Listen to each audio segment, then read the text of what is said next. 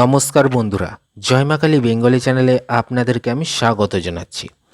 আজকের ভিডিওটি মন দিয়ে প্রথম থেকে শেষ পর্যন্ত দেখবেন, কেননা আজ আমি আপনাদের জানাবো স্বপ্নদোষ নাশক প্রয়োগ, অর্থাৎ এমন একটি টোটকা বা উপায় আমি বলবো। এই ভিডিওতে আমি দুটো টোটকা বলবো, দুটো উপায় বলবো, যার দ্বারা স্বপ্নদোষ ভালো হয়ে যাবে। যেই সমস্ত ছেলেদের নাইট ফল অর্থাৎ স্বপ্নদোষ হয়ে থাকে তাদের জন্য আজকের এই বিশেষ প্রয়োগটি। ঠিক আছে, আমি দুটো উপায় বলে দেবো, ভালো করে কিন্তু ভিডিওটা দেখবেন। তো ভিডিও শুরু করার আগে বলে রাখি যে আজকের ভিডিওটি আধ্যাত্মিক বিষয়ের উপর ভিত্তি করে প্রস্তুত করা এবং লোকবিশ্বাস অনুযায়ী প্রাচীন তন্ত্রশাস্ত্র থেকে সংগৃহীত করা বিদ্যা। যারা বিজ্ঞানে বিশ্বাস করেন তারা দেখবেন না, কেননা বৈজ্ঞানিকভাবে প্রমাণিত নয়।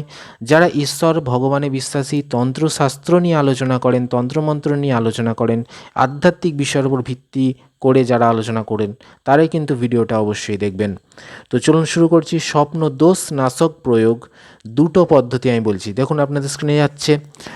1 নম্বর পদ্ধতি বলছে, যে ব্যক্তি স্বপ্নদোষ রোগে আক্রান্ত হয়েছে তাকে রাত্রে শোবার সময়ে নিজের মাকে স্মরণ করতে হবে এবং মায়ের নাম কাগজে লিখে মাথার বালিশের নিচে রাখবে। এই প্রক্রিয়ায় স্বপ্নদোষ নিবারণ হয়।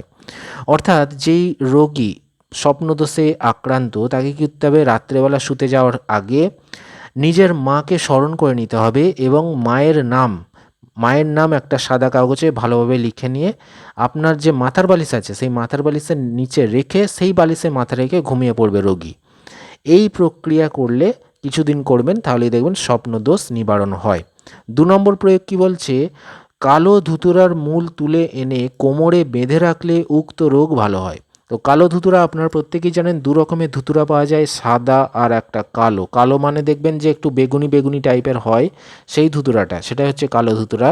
তো তার যে মূল শিকড়টা একটুখানি তুলে এনে আপনি কি করবেন, লাল সুতোয় বেঁধে বা কালো সুতোয় বেঁধে আপনি নিজের কোমরে বেঁধে শুয়ে পড়বেন, তাহলেই দেখবেন এই রোগ থেকে মুক্তি হবে। তো দুটো প্রয়োগ বলে দিলাম, স্বপ্ন দোষ নাশক প্রয়োগ।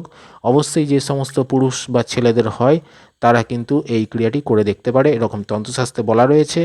তো ভিডিওটি ভালো লাগলে অবশ্যই লাইক দেবেন, চ্যানেলটি সাবস্ক্রাইব করবেন আর 50 জনকে শেয়ার করে কিন্তু কাজটি করবেন, তবেই গুরু অনুমতি পাচ্ছেন। আর এই চ্যানেলে বহু ভিডিও রয়েছে, দেখতে থাকুন। ধন্যবাদ।